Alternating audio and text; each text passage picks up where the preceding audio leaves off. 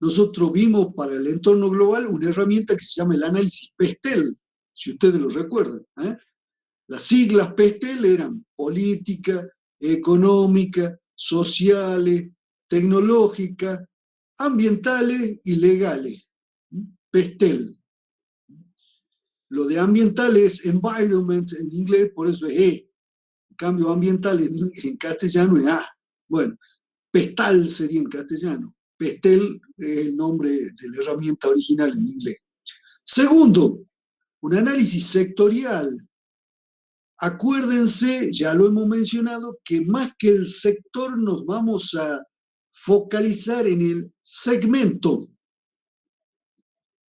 aunque también vamos a hacer referencia al sector, pero vamos a focalizarlo en el segmento. Y tercero, vamos a estudiar el mercado directo, donde tenemos los competidores directos. El mercado donde están nuestros consumidores o usuarios del producto. Entonces ese sería el entorno cercano, totalmente cercano. Bien, eso en cuanto al análisis del entorno. Un análisis macro, un análisis meso y un análisis micro. En el análisis sectorial, en realidad nosotros trabajamos la herramienta cadena de valor, que trata de situarnos en la cadena de valor, en un análisis mesoeconómico, haciendo referencia al segmento y eventualmente al sector donde competimos. Y para el entorno, microentorno, o el entorno cercano donde competimos directamente, ahí vimos dos herramientas. Análisis de las 5 fuerzas de Michael Porter y análisis FODA, que en realidad combina el análisis del entorno con el análisis interno, el FODA. Bien, entonces, dos herramientas. Ahora, como verán, esta herramienta cubre todos esos aspectos. En segundo lugar, análisis de la estrategia. También, vamos a ver que ya vimos, la estrategia tiene niveles. ¿Se acuerdan que esa es una de las características que señalamos para la estrategia en el arranque de la materia? Bueno, ahora lo vamos a aplicar al concepto y fíjense, vamos a definir una estrategia global para toda la empresa, y una estrategia por áreas o funciones. Tiene que haber congruencia, compatibilidad, coherencia entre la estrategia global y la estrategia por área o funciones, o en una pequeña empresa en donde no están muy bien definidas las funciones, podemos también tener estrategias por grandes tipos de actividades. Bien, acuérdense que esta herramienta intenta desembarcar en las pymes, no en las grandes empresas. Bien, arranquemos. Fíjense, en materia, por cierto, perdón, estoy olvidando, en el análisis interno, este es el análisis del entorno. En el análisis interno, fíjense que nosotros nos focalizamos en los recursos y capacidades de la organización. Y entonces, ahí vamos a chequear capacidades a nivel de la dirección, capacidades gerenciales. Por ejemplo, la capacidad estratégica, de formular estrategias o de tener una visión estratégica de los mercados. No importa que no tengamos plan estratégico, lo importante es tener visión estratégica. ¿Qué capacidad de visión estratégica tenemos en una dada organización? En segundo lugar, la capacidad a nivel organizacional, de cómo organizar la empresa. Esta también es una capacidad a nivel de la gestión, a nivel gerencial. En tercer lugar, una capacidad para capturar información, interpretarla, analizarla, trabajarla y también para controlar.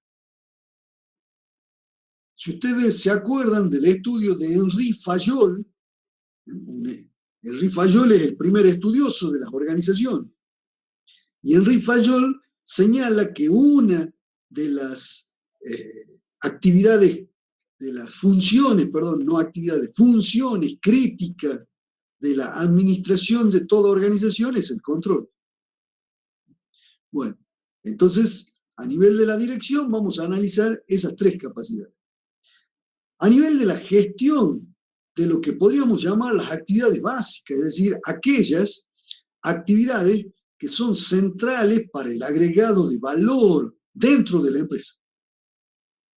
Entonces, ahí analizamos, en primer lugar, la capacidad de compra y o logística. Acuérdense que las actividades de compra hoy están incluidas en la gestión logística de la organización. La logística fue una actividad que estuvo desmembrada en distintas funciones.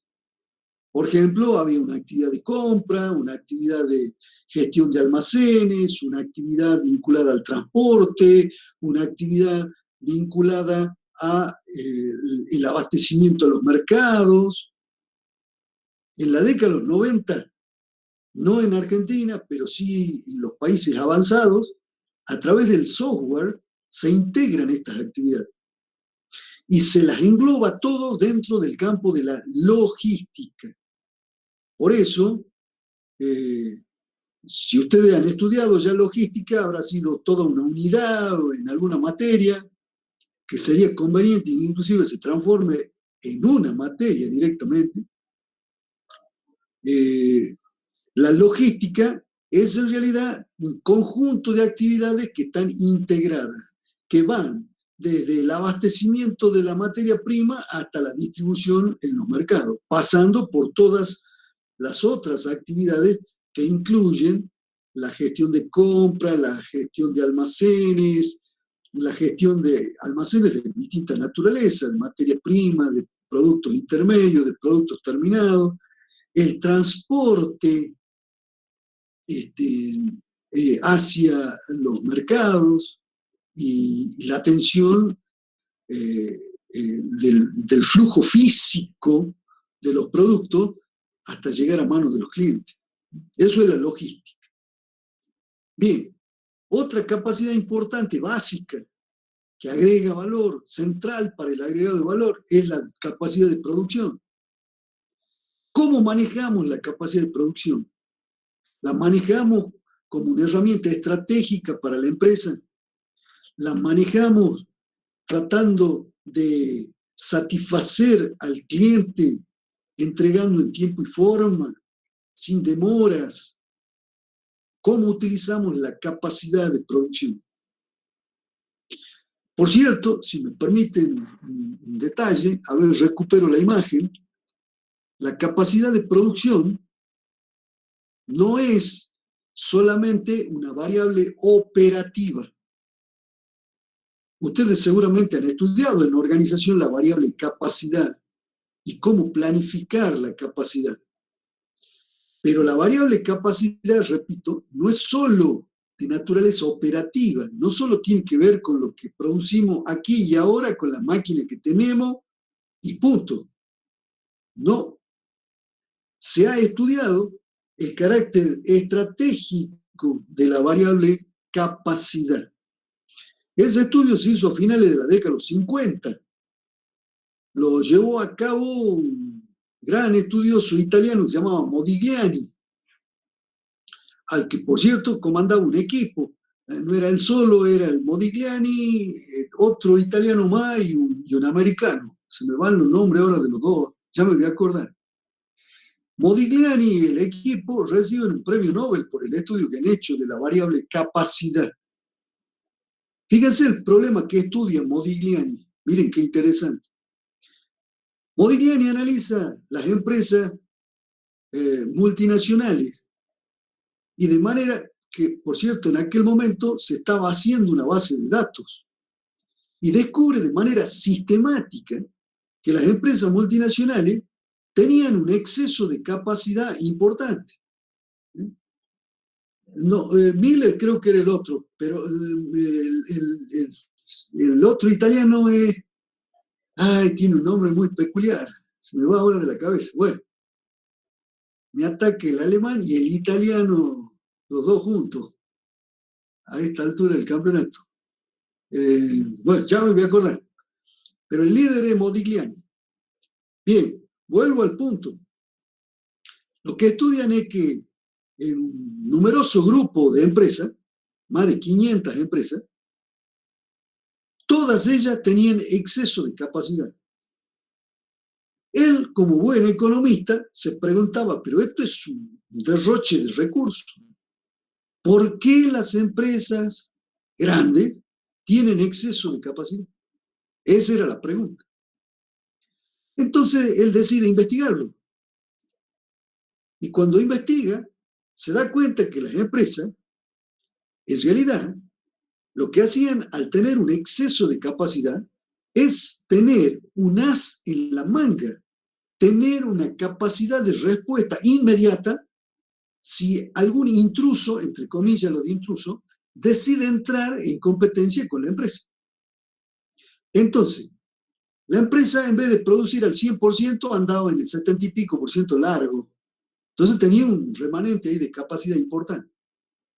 Si alguien entraba en el sector o en el segmento de competencia, la empresa lo que hacía era poner en marcha la capacidad, elevar el nivel de producción, utilizando economía de escala, bajar los costos unitarios, bajar, por lo tanto, sus precios, y entonces de esa manera competir de manera directa y dura con el potencial, digamos, intruso. ¿Qué es lo que pasaba? Y generalmente la empresa expulsaba al intruso y después volvía al régimen anterior, recuperaba los precios anteriores, volvía al nivel de oferta y de precio. Esto, por cierto, las grandes empresas que suelen competir no en mercados abiertos, sino en mercados más bien oligopolizados, es decir, mercados en donde tenemos pocos competidores, como ustedes han estudiado en economía. Un oligopolio, mercado en el cual tenemos pocos competidores. Oligo es propio, pocos. Bien, entonces las empresas tenían este comportamiento. Entonces usaban la variable capacidad como una herramienta estratégica para proteger su mercado. Modigliani le da un nombre al modelo que observa de uso de la variable capacidad a nivel estratégico. Él lo llama el modelo disuasorio. En inglés se dice the deterrence model, el modelo disuasorio. Y entonces ahí él empieza a llamar la atención a todo el mundo de cómo la variable capacidad no es una variable operativa, sino también una variable estratégica. Nosotros estamos cursando una materia que se llama gestión estratégica. Por lo tanto, es altamente pertinente que ustedes también agreguen a la variable capacidad no solo el significado operativo que han estudiado en organización, sino que le agreguen este nuevo significado estratégico. El modelo disuasorio de Modigliani se usó durante mucho tiempo y se sigue usando. Las empresas al día de hoy siguen teniendo capacidad de reserva para dar respuesta frente a las contingencias del mercado. Y no solo porque crece un pico de demanda, sino porque sobre todo se puede introducir algún intruso, entre comillas, algún nuevo entrante. Perfecto. Por lo tanto, el estudio que nosotros vamos a hacer con esta herramienta de diagnóstico es no solo chequear que la empresa puede programar bien la producción, sino cómo usa la capacidad pensando en las respuestas que va a dar al mercado. Es decir, una respuesta estratégica. ¿Se entiende el punto? Sí, profe. ¿Alguna duda? ¿Algún comentario? Permítame dos comentarios de mi parte. Cuando Modigliani plantea el modelo disuasorio, muchos se rasgaban las vestiduras. ¿Por qué? Porque la teoría económica neoclásica que ustedes han estudiado lo que dice que las empresas eficientes son las únicas que triunfan, son las únicas que se mantienen en el mercado. Las empresas ineficientes salen del mercado. Y resulta que si uno tiene capacidad de sobra y no la usa, hay una mala asignación de recursos. Por lo tanto, está siendo uno ineficiente. Y los economistas neoclásicos se rasgaban las vestiduras diciendo que eso no es posible. Y resulta que Modigliani les aporta el dato de que casi todas las empresas grandes, multinacionales del mundo, operaban con esta estrategia. Y entonces, por cierto, vuelvo al punto de optimizadores en términos de eficiencia, cero.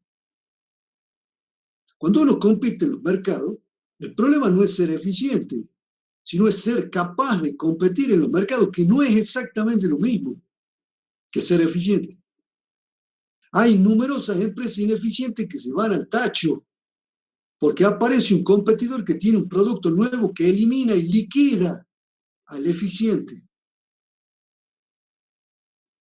Entonces, no estoy hablando mal de la eficiencia, pero lo que digo es que no podemos poner el carro delante de los caballos.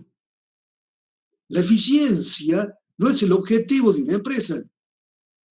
El objetivo de una empresa es ser más competitiva, es ser más rentable, para lo cual eventualmente la eficiencia puede valer, pero no es la única llave.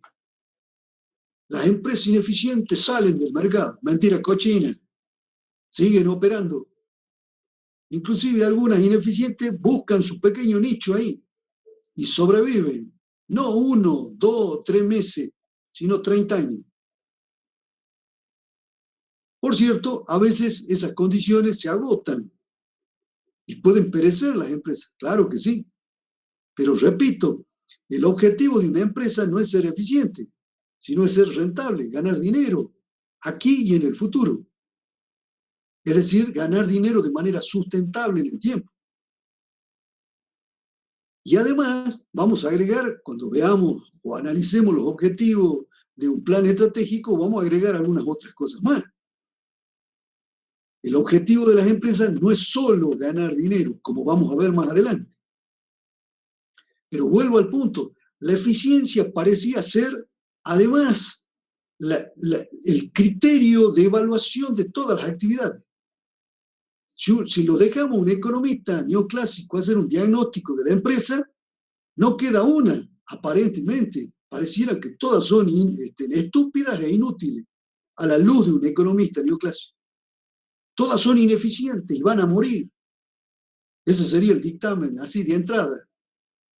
Y resulta que esa no es la verdad de la milanesa.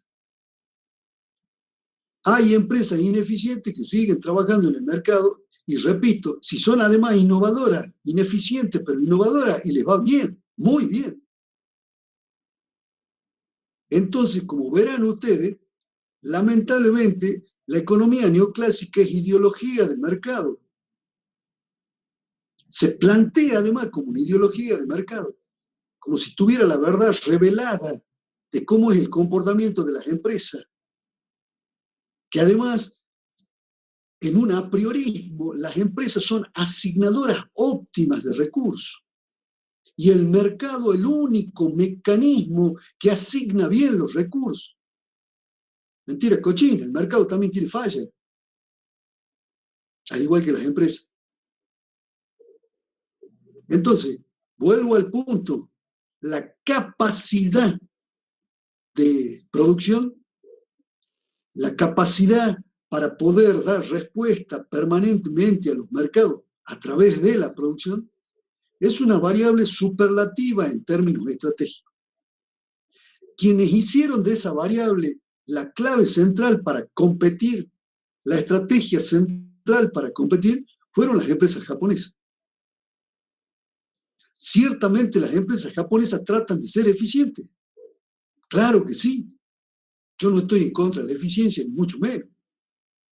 Pero una cosa es saber que tenemos que trabajar para ser eficientes y otra cosa es pensar que la eficiencia es la vara con la cual vamos a analizar todas las actividades desde el vamos. Permítame un detalle.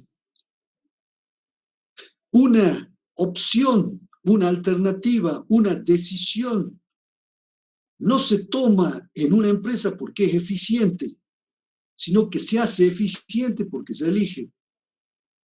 La eficiencia no es un dato ex ante. Yo no elijo solamente alternativas eficientes.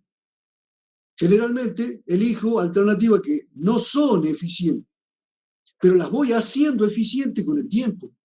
Mejora continua, creo que se llama eso hoy.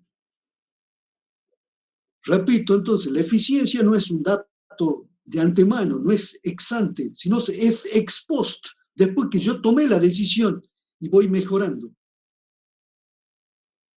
Entonces, yo no puedo valorar las alternativas que tengo solo por su eficiencia. Trato de elegir, por supuesto, la mejor, pero no necesariamente es eficiente lo que elijo. Tengo problemas de información incompleta, tengo problemas de riesgo, tengo problemas de alta incertidumbre, tengo problemas de racionalidad limitada del decisor. En ese marco de condiciones, ¿qué decisión óptima voy a tomar? En realidad son subóptimas. Y eso que es subóptimo, que lo elijo con todas mis limitaciones, pero yo lo elijo, lo voy haciendo eficiente con el tiempo, lo voy mejorando con el tiempo. Esa es una mirada evolutiva de las organizaciones. Diferente, muy diferente al planteo neoclásico. Lo mismo la capacidad de producción. No es que yo soy un genio y trabajo mi capacidad de producción, lo que ya tengo aquí y ahora de manera eficiente o súper eficiente. No, siempre tengo ineficiencia. El problema no es que las tenga, sino cómo voy mejorando en el futuro. Por cierto, si voy para atrás como el cangrejo, vamos mal. Pero si esa capacidad que yo tengo la voy mejorando paulatinamente hacia adelante, vamos bien. Una decisión no se elige porque es eficiente, sino que se hace eficiente porque se elige. Bien, como verán, distintos enfoques para una misma variable, en este caso la variable capacidad. Ustedes ya han estudiado la variable capacidad en organización. También han estudiado en economía la función de producción, la función de producción neoclásica, basada en el factor capital y trabajo. Esa era la función de producción. Tal vez han visto, no sé, la función de Cobb-Douglas, la función de producción de Cobb-Douglas. Bien, lo que digo es, por cierto, la de Cobb-Douglas es la función típica, la que se estudia usualmente en el marco neoclásico. Pero la verdad de la milanesa es que nosotros no podemos prever en qué isocuanta vamos a trabajar. Y saltar de un isocuanta al otro no depende solo de la inversión, sino depende de la generación de conocimiento, de ser cada vez mejores en lo que hacemos. Repito, una decisión no se elige porque es eficiente, sino que se hace eficiente porque se elige. La variable capacidad sobre la que yo estoy tomando decisiones puede ser que en este momento la use de manera ineficiente, pero la clave está en cómo voy evolucionando hacia el futuro. Bien, volvamos entonces a las variables que estamos analizando y de las que ya vamos a ver, por cierto, cuáles son las preguntas y los contenidos. Capacidad de producción. Siguiente capacidad, la capacidad comercial. Es decir, la capacidad para vender, para publicitar, para desarrollar canales de distribución, para ajustar el producto en función de la demanda del cliente. Capacidad comercial. En gran medida, esta capacidad comercial es un conocimiento, una, eh, una competencia que tiene la empresa para desplegar sus acciones en el mercado. ¿Cómo es esa, esa competencia? ¿Qué habilidades tiene la empresa en esta materia? Eso es lo que queremos averiguar. Por otra parte, la capacidad en materia de gestión de los recursos de los que dispone la organización. En primer lugar, los recursos financieros. ¿Cómo manejamos la variable capacidad?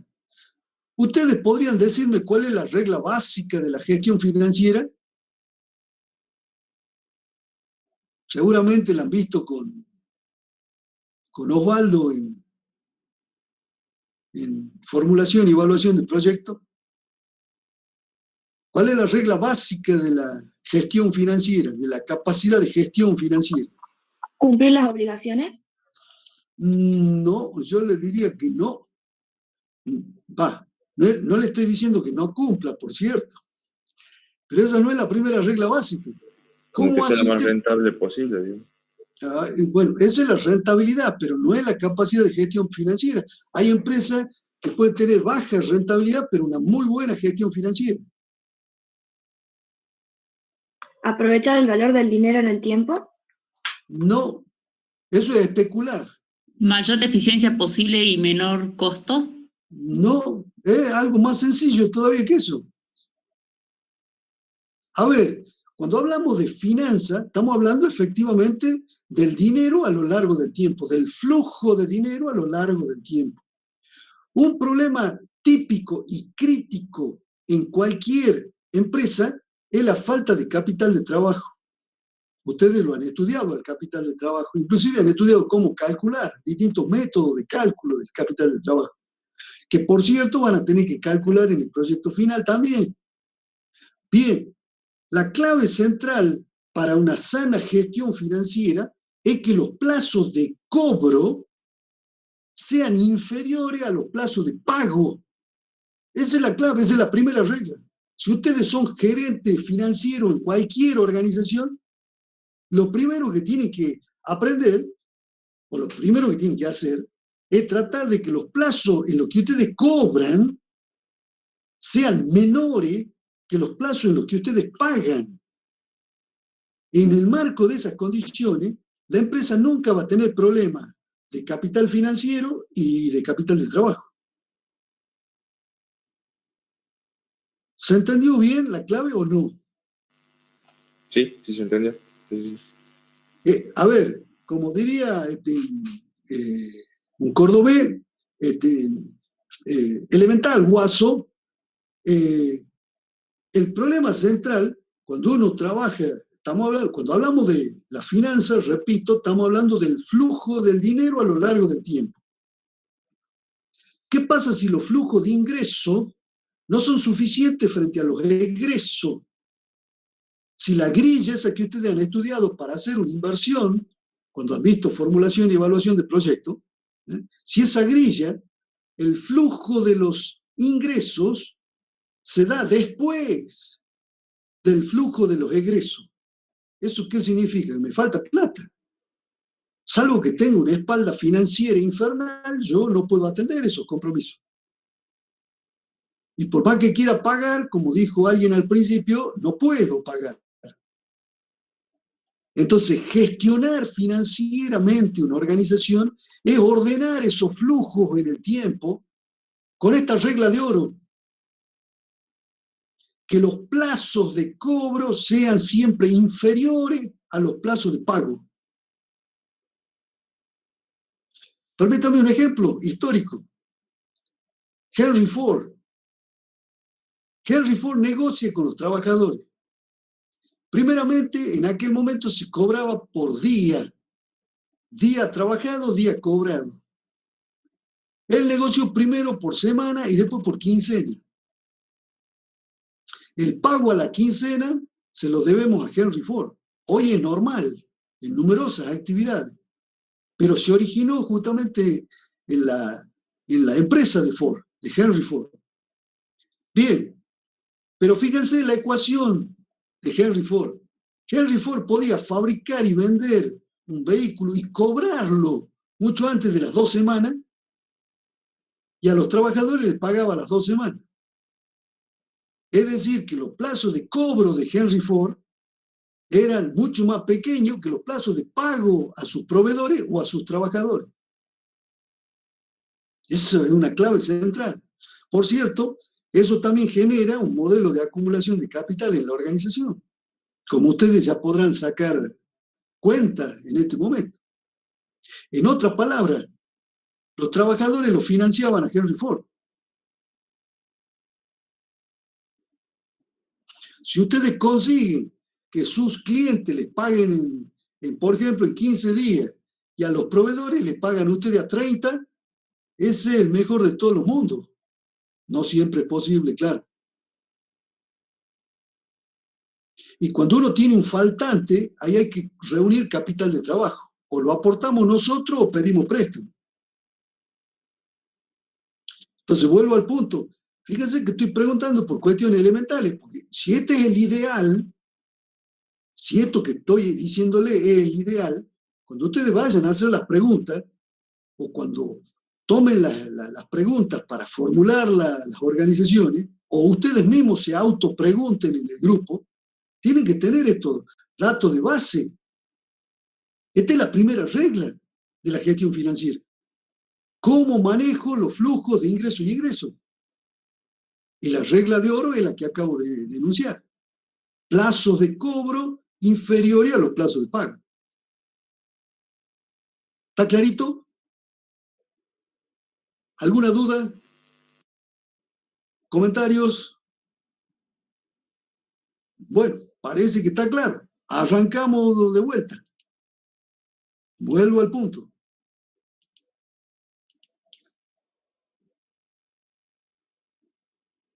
Además de la capacidad financiera, tenemos el capital humano, el capital más importante de la organización. El capital humano. ¿Por qué? Porque la herramienta básica de cambio de la organización. Sin un adecuado capital humano, la empresa se va al tacho. La empresa tiene problemas permanentemente. Hay que resolver todos esos problemas en la vida cotidiana. Y eso se hace con un capital humano calificado. ¿Cómo gestionamos ese capital humano? Lo gestionamos como si fuera un factor de producción, como diría un economista neoclásico. O lo gestionamos, repito, como el principal capital de las transformaciones de la organización.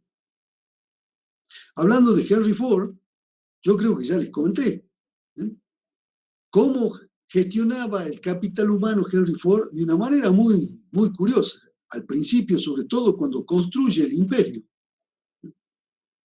se decide a pagar 3 veces y media más de lo que se pagaba. 3 veces, dije, ¿no? Es decir, 350% más de lo que se pagaba en el mercado laboral. Y con eso contrata, obviamente, a la crema de los trabajadores de la metalmecánica de Estados Unidos. Y con esos trabajadores dotados, calificados, resuelve todos los problemas. Y por lo tanto mejora notablemente la productividad. Fíjense que en la ecuación de productividad, a ver, no sé si podemos, a ver, salgo de vuelta, vamos a tratar de ver si podemos, a ver si se puede. ¿Todo el mundo ve la pizarra ahí? ¿Cuál pizarra? No, todavía. Todavía no, profe. ¿No? A ver ahí. Ah, los tengo que invitar para que entren todos. A ver ahí. Vamos a intentar. Ahí les mando una invitación como para que vean la pizarra. ¿Puede ser? Sí, profe. Sí, profe. Ah, ya salió. ¿La están viendo? Sí. Perfecto. A ver, fíjense que cuando yo anoto la productividad, ustedes saben que esta variable está calculada sobre la base de los resultados sobre todos los insumos. Tenemos la mano de obra, pero no solo la mano de obra. Es un error creer que la productividad solo depende de la mano de obra. Tenemos la mano de obra, tenemos la materia prima, tenemos también energía, tenemos también, en algunos casos, conocimiento, lo voy a poner con la K. Tenemos en algunos casos también información que tendremos que eventualmente pagarla si es información que no está disponible en la empresa. Tenemos también, ¿por qué no?, el costo de la maquinaria, usualmente a través de las amortizaciones. En otras palabras, tengo numerosos factores, no solo la mano de obra. Y otro detalle importante, la mano de obra es una variable interdependiente, no independiente. Entonces, ¿qué es lo que pasa cuando yo bajo los salarios? Generalmente me quedo con los trabajadores menos calificados. Los más calificados se rajan buscando nuevos salarios, mejores salarios, claro. Entonces, cuando yo me quedo con los trabajadores menos calificados, esto no es independiente de las otras variables. Eso es lo que Henry Ford se dio cuenta de manera intuitiva, porque no lo formuló él al modelo matemático. Entonces, la mano de obra es una variable que está conectada con el adecuado uso de la materia prima. Yo tengo una mano de obra poco calificada y me desperdician materia prima. Hacen derroches energéticos, no hacen uso racional de la energía. No aportan conocimiento necesario para mejorar los resultados. La información también puede ser... Sí, adelante, por favor. Puede ser que, digamos, mientras más automatizada la empresa sea al revés, como por ejemplo las fábricas chinas que buscan, empresas grandes que buscan mano de obra muy barata, digamos. Mire, todo va a depender, si en vez de la mano de obra ponemos acá robots, RB robots, para automatizar, todo va a depender del costo de estos robots. En muchos casos hay procesos en los que nos conviene ni siquiera ponerlo al robot y poner los trabajadores. En otros casos conviene, porque la tarea es altamente repetitiva, y entonces nos conviene ponerlo al robot y ir reduciendo la mano de obra. Un detalle importante, por cierto, si usted me pone el robot acá, se reduce la mano de obra directa, la que tiene que ver con la producción, pero aumenta la mano de obra indirecta, la que tiene que ver con el mantenimiento, la programación y reprogramación del robot. ¿Se entendió? Sí, Por lo sí. tanto, esto es todo interdependiente. Permítame un detalle, además, ya que lo mencionan.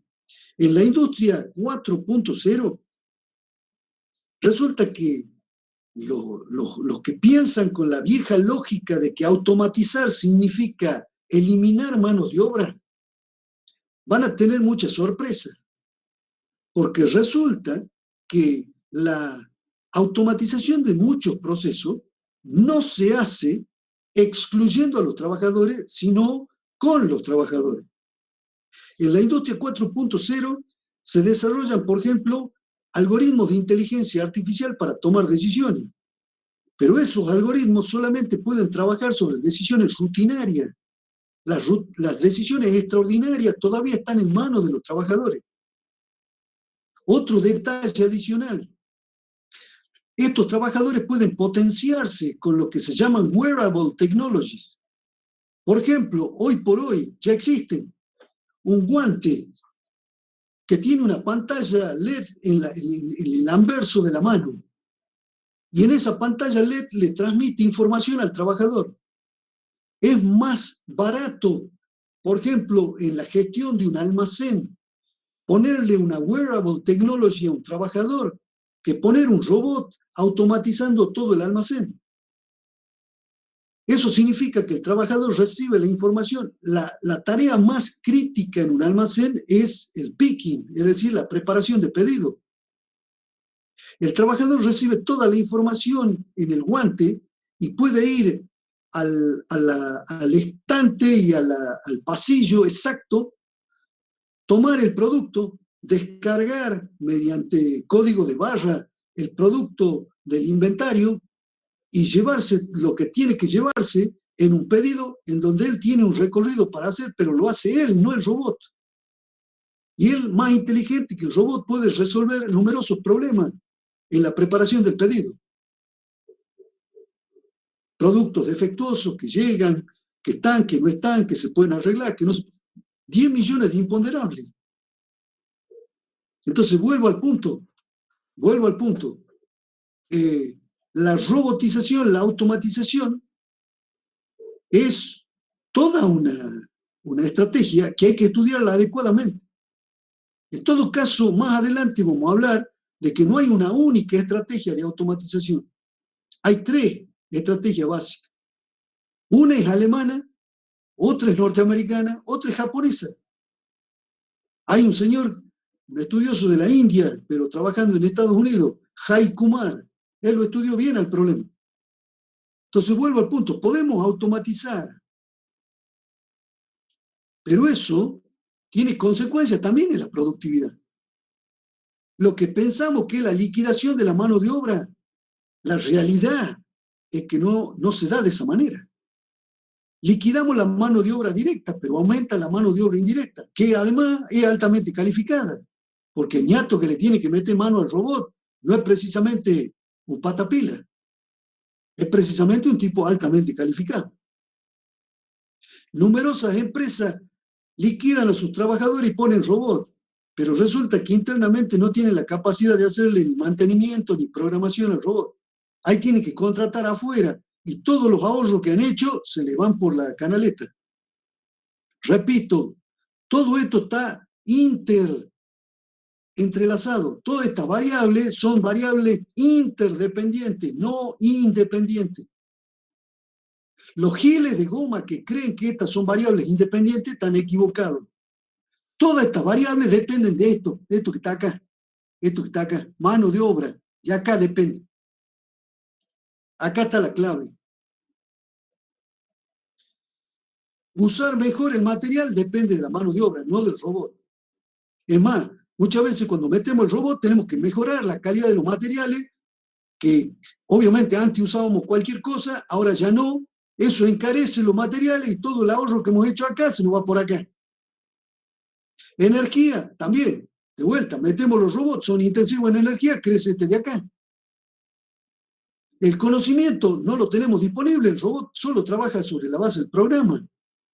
Y salvo, repito, que la producción sea solamente repetitiva, el robot no me resuelve todos los problemas. El manejo de la información, por cierto, el robot tiene capacidad para manejar de manera mucho más veloz que el ser humano la información, pero esa es la información rutinaria, la que él necesita. La que no tiene el formato adecuado no la puede analizar. Ni hablemos de las amortizaciones de máquina. En el caso de un robot, si no tenemos una fuerte amortización del inicio, el robot tampoco contablemente conviene.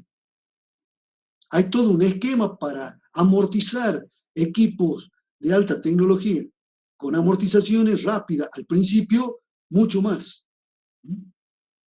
Bueno, y todo eso impacta sobre la productividad. Entonces vuelvo al punto.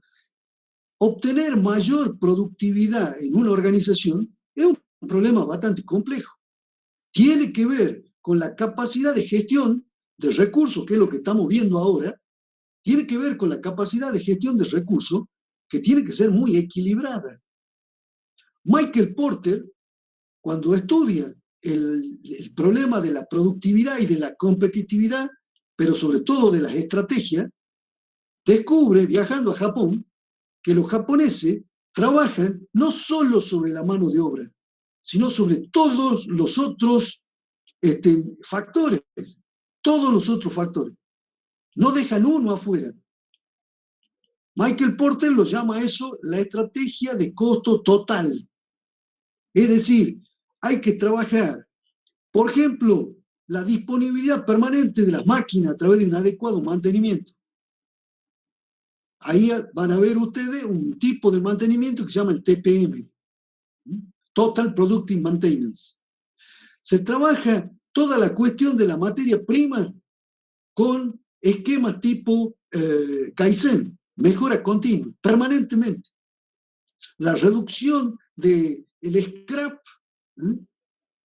Y por cierto, hay alguna materia prima que se transforma en residuo, porque a veces naturalmente la tecnología de proceso no permite aprovechar la materia prima de otra manera. Pero en muchos casos tenemos pérdida de materia prima que no son normales. A eso se lo suele llamar el waste, ¿eh? Para separar el scrap del waste. En las empresas japonesas, algunas han desarrollado sobre todo esquemas muy importantes para reducir al mínimo el scrap y para liquidarse el waste. Esa forma de just-in-time o lean production tienen un nombre, se llama Tsuru-raku, una forma diferente de atacar las eficiencias de producción, en este caso mediante el uso adecuado de la materia prima. Pero ¿cuál es la base para trabajar bien la materia prima? Conocimiento. ¿Y quién posee ese conocimiento? Los trabajadores. Estos trabajadores son los que acumulan conocimiento para trabajar bien la materia prima, para ahorrar energía, para incrementar el conocimiento, sobre todo para resolver los problemas de producción, para usar adecuadamente la maquinaria, para que las amortizaciones, obviamente, estén bien pagadas con el uso que hacemos de la maquinaria. Inclusive, para utilizar bien los automatismos que puedan estar presentes a nivel del proceso productivo. Por cierto, solo un detalle, en Japón está instalado más del 50% del parque de robots del mundo. Repito, más del 50% del parque de robots del mundo. Y sin embargo, los trabajadores no son echados a la calle, tampoco tienen mala paga. La pregunta es ¿por qué? La pregunta es porque saben los japoneses que en la estrategia de costo total, esta es la figura importante. Y lo capacitan a los trabajadores, invierten en los trabajadores. Y por lo tanto, ¿qué mejora? La productividad. Pichulearle la guita a los trabajadores implica no tener en consideración que la productividad en realidad es una variable compleja, en donde estos factores son interdependientes. ¿Se entendió por qué es racional el planteo de los japoneses? Lo venimos señalando, pero bueno, no necesariamente. Bien, dejamos de compartir. A ver.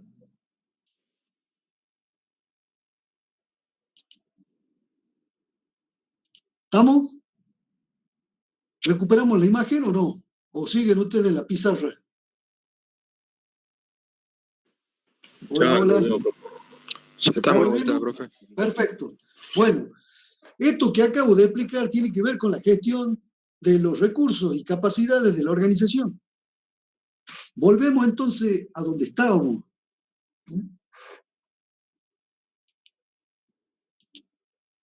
Cuando hablamos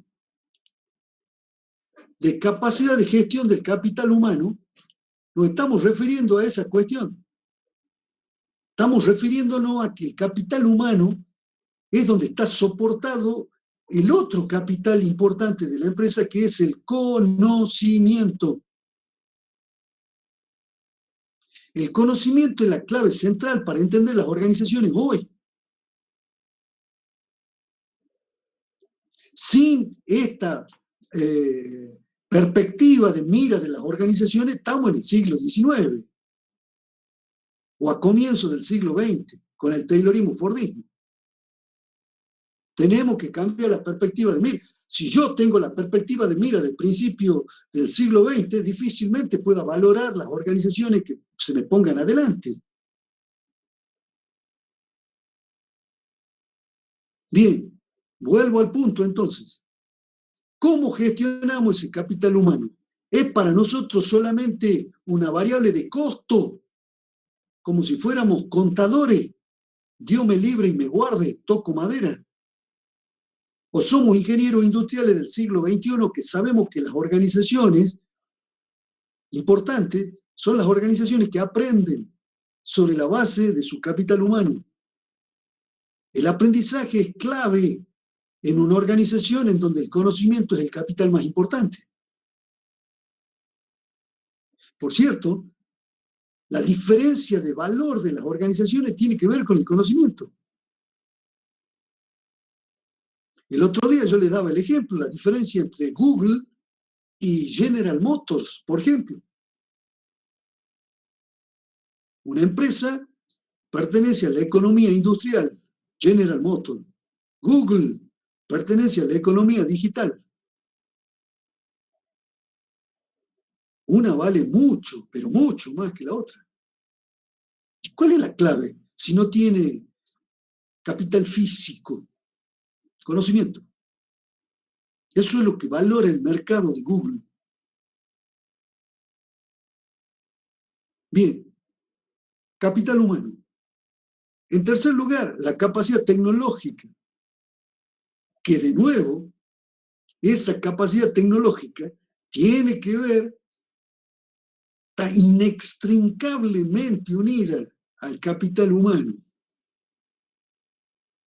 La capacidad de gestión tecnológica implica cómo voy a usar yo la tecnología para competir en los mercados. Estamos hablando de la tecnología como una herramienta de competencia, como una estrategia de competencia. No solo cómo resolvemos los problemas a nivel de máquina, que por cierto son también importantes los problemas a nivel de máquina. Pero esos problemas a nivel de máquina tienen que estar orientados hacia determinada forma de competir en los mercados. Bien, sobre la variable tecnológica vamos a volver, tenemos hasta una unidad al respecto. Así que permítame que no me explaye. Inclusive más, vamos a hacer algunos comentarios adicionales cuando estudiemos el cuestionario con variables, con preguntas específicas, con variables específicas vinculadas a la capacidad tecnológica. Porque una pregunta interesante es, ¿cómo medimos esta capacidad? Ya vamos a ver que hay distintas formas de medirla. Distintas formas. Algunas tal vez más pertinentes a empresas medianas, otras más pertinentes en empresas pequeñas. Ya vamos a ver. Perfecto. Avanzo. Bien. Si ustedes recuerdan, dijimos que íbamos a estudiar la capacidad de dirección, luego la capacidad de gestión de actividades básicas y luego la capacidad de gestión de recursos. Bien. Veamos en materia de capacidad de dirección. Por ejemplo, una variable, la capacidad de definir estrategia a largo plazo. ¿Tiene definida la empresa una estrategia a largo plazo?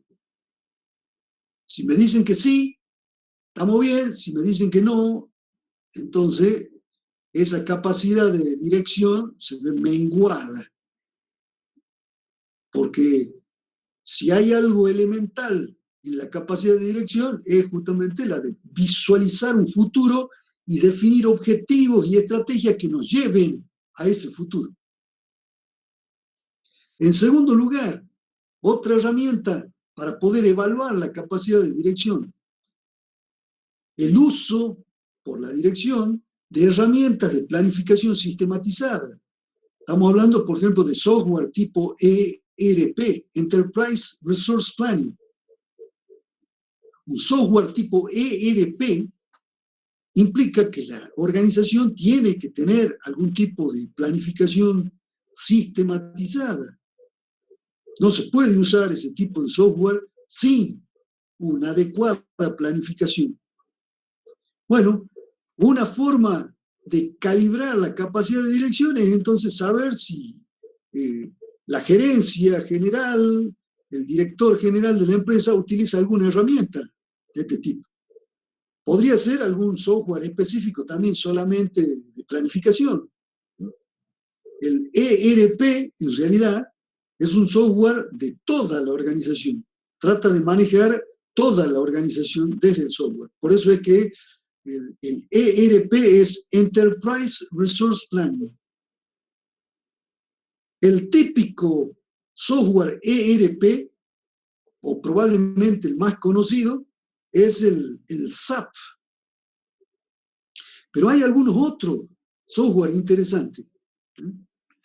Por cierto, les cuento un detalle, no sé si conseguiremos destrabar. A ver, dejo de compartir. Les cuento un detalle. Estamos desde el año pasado queriendo armar un curso sobre herramientas de planificación de este nivel, tipo ERP. Estamos trabajando para ver si podemos instalar, ese fue el problema central, no había capacidad en el servidor de la facultad. Estamos trabajando para ver si en el data center podemos instalar un software tipo ERP y hacer un taller para que ustedes se puedan familiarizar con la lógica de base de este tipo de herramientas para hacer una planificación general, estratégica de la empresa y a su vez una planificación en materia de fabricación y a su vez una planificación a nivel del plan de venta y operaciones y cómo conectar esa planificación estratégica con otras instancias de la planificación como es el plan maestro y el MRP. Nosotros vimos, cuando vimos la unidad número 1, el esquema general de la planificación, en donde conectamos la planificación estratégica con la táctica y la operativa. Bueno, un software tipo ERP desarrolla justamente esta conexión. Repito, si conseguimos resolverlo al problema, inmediatamente vamos a ofrecerle ese taller, por supuesto gratuito, para que ustedes puedan incorporar esa herramienta. ¿Hay algún software alternativo al SAP? El SAP es más caro que alimentar burros bombones. A ver, solo les tiro un dato. El SAP tradicional, para poder ser implementado, requiere que la empresa facture como mínimo 30 millones de dólares. Dije de dólares. Porque el costo de la implementación del SAP alcanza aproximadamente los 5 millones de dólares. Es decir que si la empresa no factura lo suficiente, no hay posibilidad de cubrir los costos fijos de la implementación. Hay una versión para PYME que reduce los 5 millones a 500 mil dólares. A ver, repito, dije 500 mil dólares. No sé cuál de nuestras pymes está en condiciones de poner ese recurso. Entonces, vuelvo al punto. Fíjense que la implementación de un software tipo ERP, Enterprise Resource Planning, es un software general para toda la organización. El manejo de ese tipo de herramienta evidencia determinada capacidad de dirección. El software que nosotros pretendemos instalar se llama Odoo, aunque hay algunos otros dando vueltas, pero ese era centralmente el sobre el que habíamos puesto la vista. Queremos instalarlo para que ustedes puedan jugar un poquito con ese tipo de herramientas. Queremos explicarles cuál es la estructura, cuál es la lógica de la planificación y finalmente, dentro de ese marco, cómo se pueden gestionar proyectos también, inclusive mediante software, claro. Les paso ese dato, ojalá lo podamos resolver al problema, que no es un problema académico, como verán, sino un problema informático. Así que, si lo resolvemos, y ojalá lo hagamos, vamos a tener esa capacidad de ofrecerle esa herramienta. Pero volvamos al punto. Como verán ustedes, estamos tratando de evaluar la capacidad de dirección. La capacidad de dirección de la empresa. Pero no analizamos viendo si manda bien el mail o no. Estamos viendo, como verán ustedes, elementos de elevado nivel de capacidad en una organización. Otro elemento también importante es cómo se percibe la cultura y la identidad de la empresa, de la organización. Cuanto más fuerte y definida esté esa cultura, esa identidad, más probable es que la empresa tenga éxito. Y por cierto, definir la cultura y la identidad de la empresa no es un cometido que los trabajadores puedan hacer. Van a colaborar, van a contribuir, pero el movimiento inicial, la misión y la visión de la empresa es responsabilidad de la dirección. Los valores, la misión y la visión son responsabilidad de la empresa. Y son esos los elementos centrales que le dan valor a la cultura y a la identidad de una organización. Bien, como ven ustedes, una forma indirecta de capturar esta capacidad de dirección es observar si hay una fuerte identidad bien definida. Bien, otro factor, todos estos elementos que están acá los vamos a traducir en preguntas. Y esas preguntas van a tener distintas alternativas de respuesta. Sobre la base de las alternativas, ustedes van a poder hacer un diagnóstico. Otra variable, capacidad para interpretar y o influir en los mercados. A ver, ¿tenemos capacidad para pensar estratégicamente los mercados? ¿Para interpretar cómo se comportan? ¿O en realidad somos como un corcho?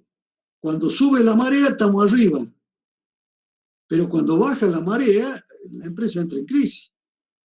Entonces ahí no hay capacidad estratégica para interpretar los mercados y para tratar de tener algún tipo de acción proactiva en los mercados. Ahí en realidad uno es reactivo, inclusive pasivo. Se mueve como el corcho con la marea. Por cierto, si la empresa se siente confortable cuando la marea está alta, se tiene que preparar para la crisis cuando la marea baje. Otra variable, ¿cómo es la visión y las formas de inserción de la empresa en los mercados? Ahí también vamos a tener preguntas específicas.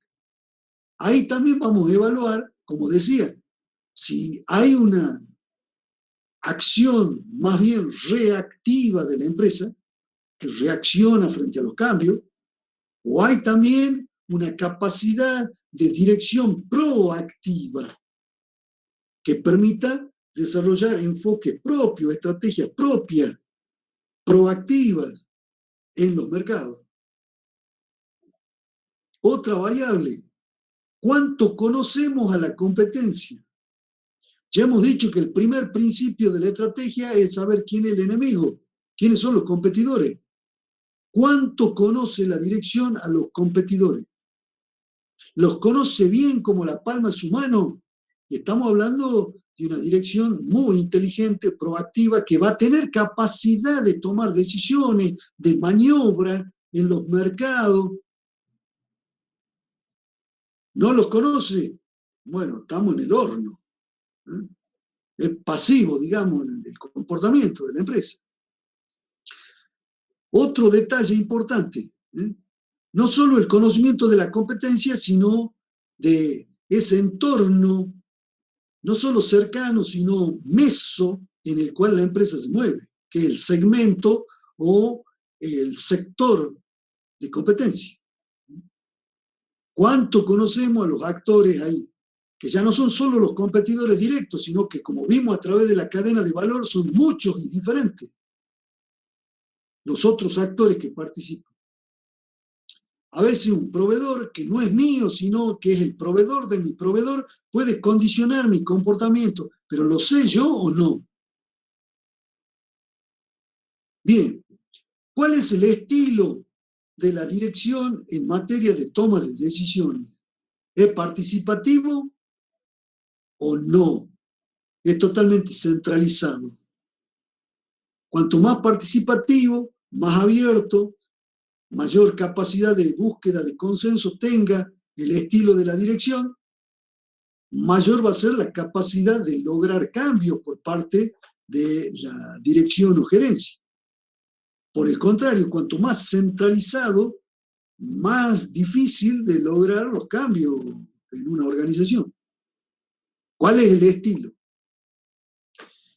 Sobre todo en materia de estrategia, como dice allí la transparencia. Por otra parte, con relación a los cambios, ¿somos reactivos frente a los cambios o más bien somos proactivos? Tenemos la capacidad de anticiparnos. Si es por la pandemia, tendríamos que decir que la mayoría de nuestra empresa y la dirección de estas empresas se comió un peludo de regalos sin siquiera verlo venir. Eso muestra que la mirada de muchísimos gerentes y directores de empresa está más bien puesta en el día a día que en un horizonte de mediano o largo plazo. Por cierto, en Argentina es todavía más notable ese fenómeno, porque vivimos de crisis en crisis. Y en las crisis lo que tenemos es lógica de corto plazo para resolver los problemas. Las crisis generan lógica cortoplacista, aquí y ahora. Y es muy difícil levantar la mirada para mirar más allá. Bien, otra capacidad que vamos a evaluar a través de algunas preguntas de la dirección, la capacidad para gestionar los procesos a partir de indicadores, de datos y no de chivos expiatorios. Para tratar de que a través de los indicadores y de los datos sea más objetiva la conducción de la dirección. Para que además a través de los indicadores y de los datos podamos inducir análisis causales sobre la base de hechos de la realidad, sobre la base de datos fácticos de la realidad, y no solo de la sensación de piel. Eso también lo vamos a traducir en una pregunta. Y estamos con eso tratando de evaluar esta capacidad compleja que es la dirección de una organización. Por último, los sistemas de información y de control. Ya mencionamos que el control es una función inherente, una de las funciones, de las 5 funciones básicas inherentes a la dirección, a la gestión de la organización. ¿Cómo utilizamos el control? De nuevo, lo utilizamos como una herramienta anticipativa de los problemas, de los sesgos que no son adecuados en el comportamiento de los procesos, y entonces podemos corregirlo. El control me permite una intervención anticipada, inclusive antes de que las desviaciones tomen una magnitud y un costo que sea prohibitivo intervenir. Esa es la función básica del control. Por otra parte, hoy, más que nunca, necesitamos datos para gestionar una organización. Es más, ustedes saben, dejo de compartir, existe lo que se llama la analítica de datos. La cantidad de datos que hoy podemos procesar en una organización es gigantesca. Por eso estamos hablando de lo que se llama el Big Data. Cuando veamos toma de decisiones, algo de Big Data y analítica de datos vamos a introducir. Yo les comentaba que para hacer uso de estos datos necesitamos de un tipo de estadística un tanto diferente a la que ustedes han estudiado, que es la estadística paramétrica. En la estadística paramétrica, yo tengo como base un conocimiento de cuál es la distribución de probabilidades de las variables que están interviniendo. En cambio, cuando yo capturo ingentes cantidades de datos, Big Data, y no sé exactamente cuál es la distribución de probabilidad de cada una de las variables de las cuales o indicadores de los cuales estoy capturando datos, entonces necesito otro tipo de estadística, que es no paramétrica. Entonces, para arrancar, para aproximarnos a la analítica de datos y al Big Data, necesitamos que se cambie el programa de estudio. Seguimos estudiando estadística paramétrica y el mundo va en la otra dirección. Entonces, vuelvo al punto, algo vamos a ver cuando veamos toma de decisiones, porque vamos a ver que los datos estructurados se transforman en información, y la información es la materia prima básica del proceso de toma de decisiones. La analítica de datos me permite tomarlo a los datos y estructurarlos, transformarlos en información. Eso agrega valor, por cierto. Esos datos transformados en información, entonces, pueden entrar en los procesos de toma de decisiones, por ejemplo, de la gerencia, en primer lugar. Entonces, cuando hablamos de sistemas de información y control, nos referimos no solo a los viejos sistemas guiados a través del software, que se llaman los MIS, Management Information System, sistemas para la gestión de sistemas informativos para la gestión, los MIS, sino que también ahí tenemos que agregar hoy lo que se llama Big Data y analítica de datos. Muchos de estos MIS ya han incorporado analítica de datos, que consiste en que del volumen exponencialmente creciente de datos que se toman de una organización, yo pueda tener indicadores que se estructuran a partir de esos datos y con los cuales pueda tomar decisiones adecuadas. Perfecto. Me parece que no da para más. ¿Alguna duda? ¿Alguna inquietud? ¿Preguntas?